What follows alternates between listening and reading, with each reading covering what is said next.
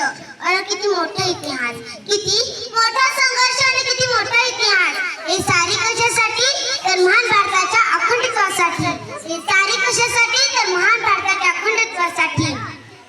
मराठवाड्याचा इतिहास 7 दिवस अमर झाला. 17 सप्टेंबर 1948 रोजी आपला मराठवाडा स्वतंत्र झाला. आपला मराठवाडा स्वतंत्र झाला.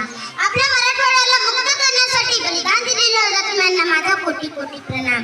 मी प्रगती शिवाजी कुर्ली इयत्ता 4थी अ. शाळेचे नाव जिल्हा परिषद प्राथमिक शाळा कडगाव. अध्यक्ष महोदय, पूज्य गुरुजन व गाणी येथे जमलेल्या माझ्या बालमित्रांना माझा नमस्कार.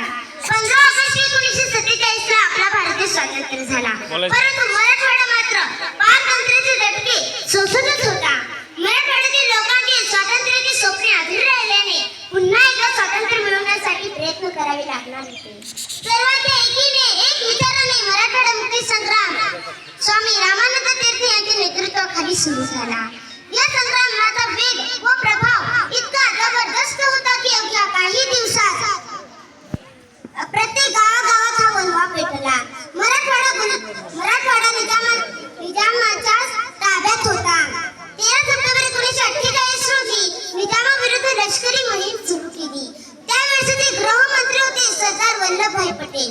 यांनी पोलीस कारवाई सुरू केली. तिचे नाव होते ऑपरेशन पोलो. अवघ्या 5 दिवसात 17 सप्टेंबर 1948 रोजी निजामशाहीचा अंत झाला. सर्वांच्या सहकार्याने मराठवाडा मुक्ती संग्राम यशस्वी झाला.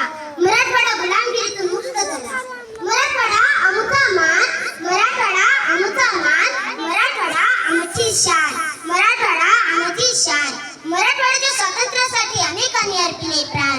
मराठवाड्याच्या स्वातंत्र्यासाठी अनेकांनी अर्पिले प्राण. त्या शूरवीरांच्या बलिदानाचे आम्ही नेहमीच ठेवू भान.